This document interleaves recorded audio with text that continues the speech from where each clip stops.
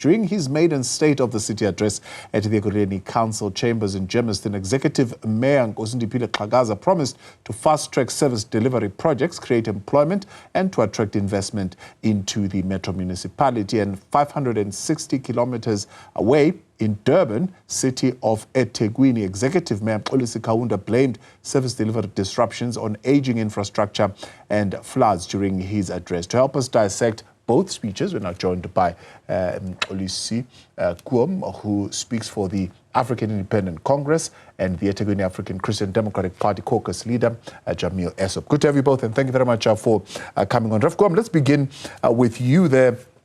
Mayor, speaking of a new era, one would say it could be throwing shade at the administration of the mayor of the AIC, saying we are turning a new era, for example, in the provision of quality and sustainable services to all residents, rebuilding a strong financial base, conducting essential repairs and maintenance, investing on critical infrastructure.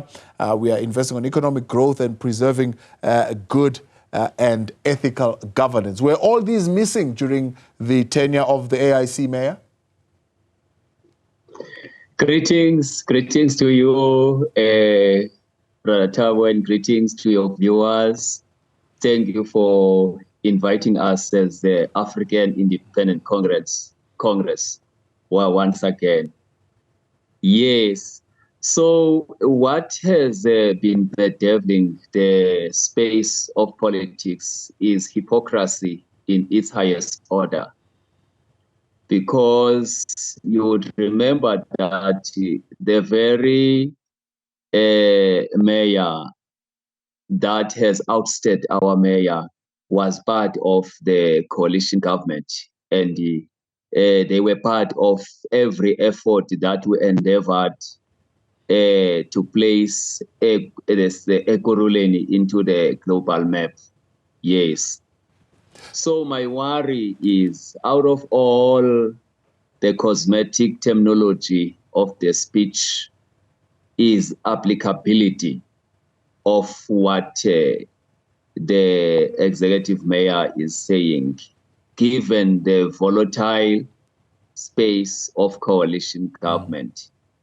Because what we have learned, regrettable, is that it's no longer about the democracy of the people, by the people, for the people. But now what is conspicuously, glaringly evident is the stomach politics that has taken a center stage. If I may go, for an example, into the promises of the mayor, is that the State of the City address does not give attention to the poorest of the poor, but it seeks to posture the city as a brand to attract investors. But what about the poorest of the poor? You'd remember, give me an example of why you're saying that it's not pro-poor and seeks to just focus on investors. Yes, Brother Tabo.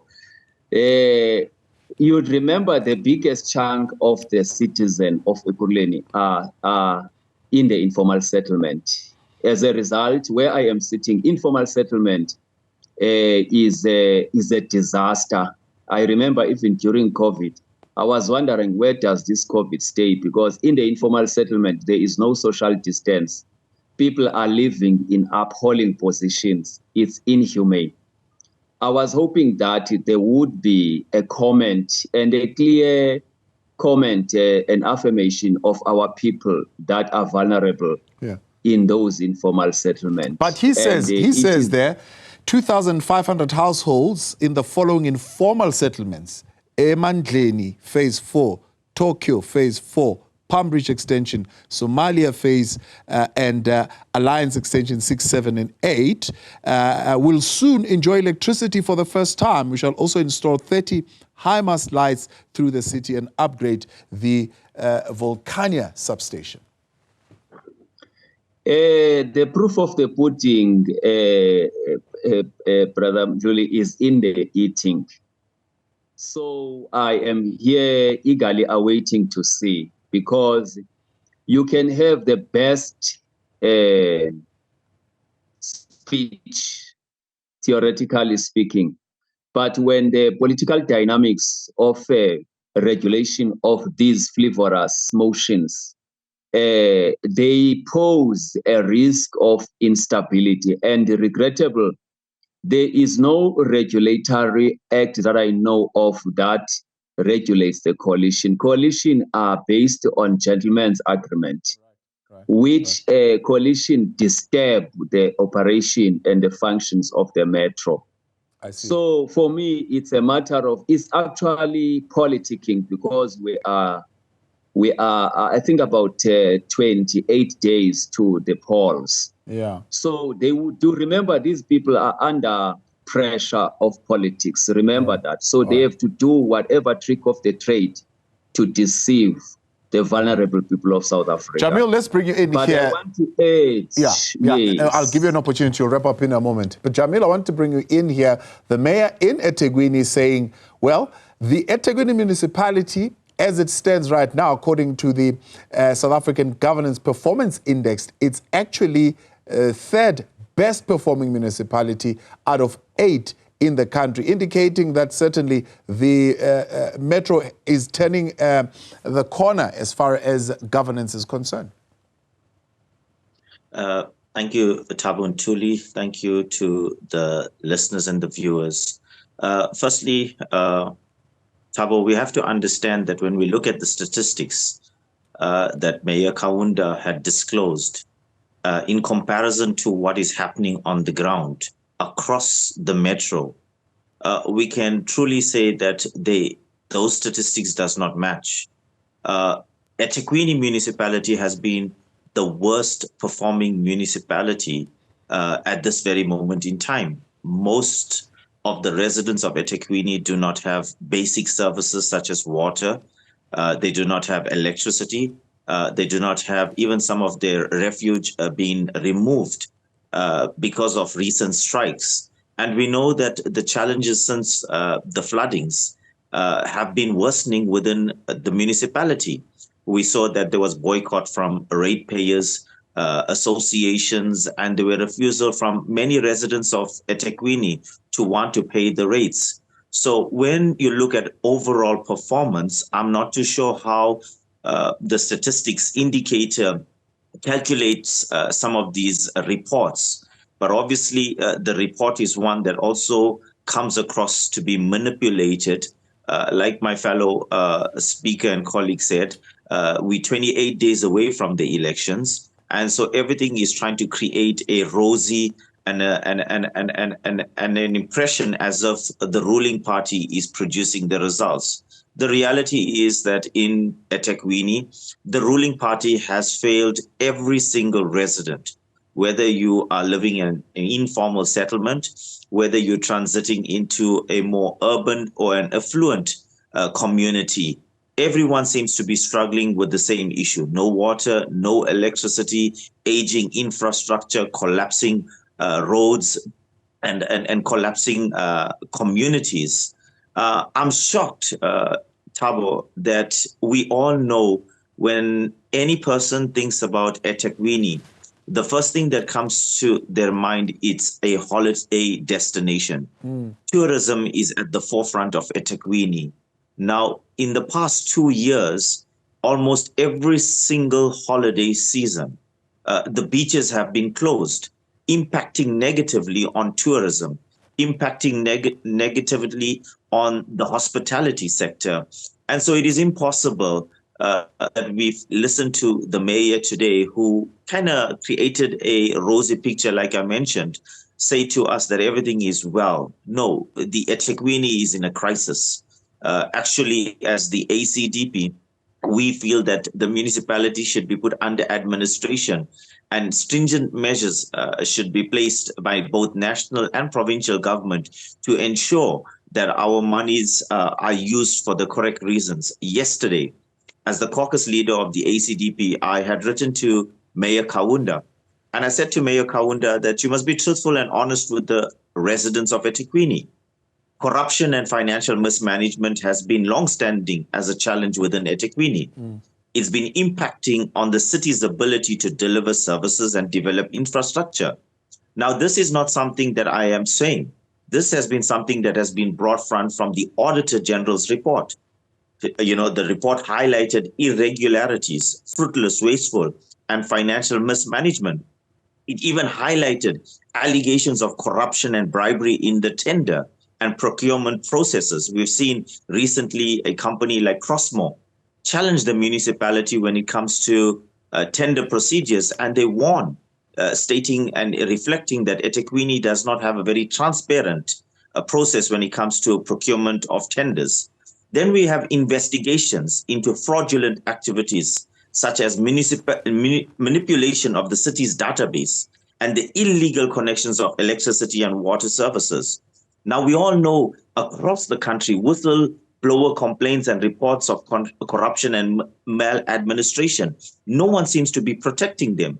There's delays and irregularities in major infrastructure projects, such as the Durban port expansion and the Go Durban. Now, today, Mayor Kaunda, for example, was talking about Mxolisi, the Oceans project. He was talking about Sibaya development. He was talking about the Cato Ridge development. He was talking about the Clearwood Racecourse logistics hub. Now, we all know that these are projects that have not stemmed up in the past year. These are projects that are coming like some 6 to 7 years back. He's not talking about current things. He's not talking about what the ruling party has done in eThekwini in the past year. The only thing the ruling party has done is lead a municipality to a place where there is no services rendered from the municipality to the residents of eThekwini. Well, regarding the mayor says the war room that has been established by the Premier Nomusa Dube is aimed at enhancing the quality of services provided to residents. Thabo, this story that you and I have been listening to from mayors and from premiers and from ministers in cabinet has been an old story. Whenever the backs of the ruling party is pushed against the wall, then they say we're coming up with a summit. We're coming up with a conference. We're coming up with a war room. We're coming up with strategies to address the failed service deliveries that our residents are facing. 30 years down the line, we ought not to be talking the same language of failures. We ought to be knowing that when there's a challenge, we need to be addressing the challenge head on. For example, 30 years down the line, our people are still receiving water via the bucket system.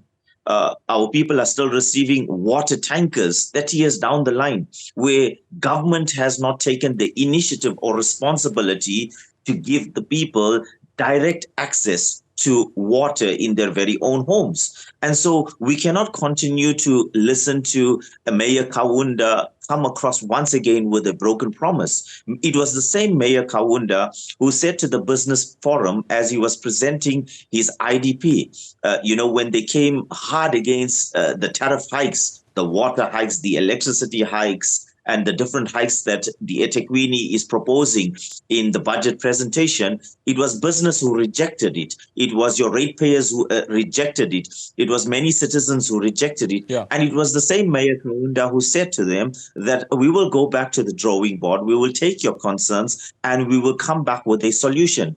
Today, to date, the business sector has not received what is the amended tariffs that is going to be presented in council on Friday. Right. The ratepayers are not even aware of it, and neither are the residents, including myself as a caucus leader, is not aware of what is these tariffs that are going to be presented on Friday. So if Mayor Kaunda cannot keep to his words, why should the residents of eThekwini listen to Mayor Kaunda at this very moment in time, knowing that he's been an absent mayor when the crises have been hitting eThekwini from different angles. Whenever there's pressure, Mayor Kaunda is the last one to be seen, except one to be giving an excellent speech, creating a good impression and a good picture. Jameel, appreciate your time. Let's leave it there. Jameel Essop, ACDP eThekwini caucus leader, Mxolisi Koom of the AIC as well. We'll leave it there because of time.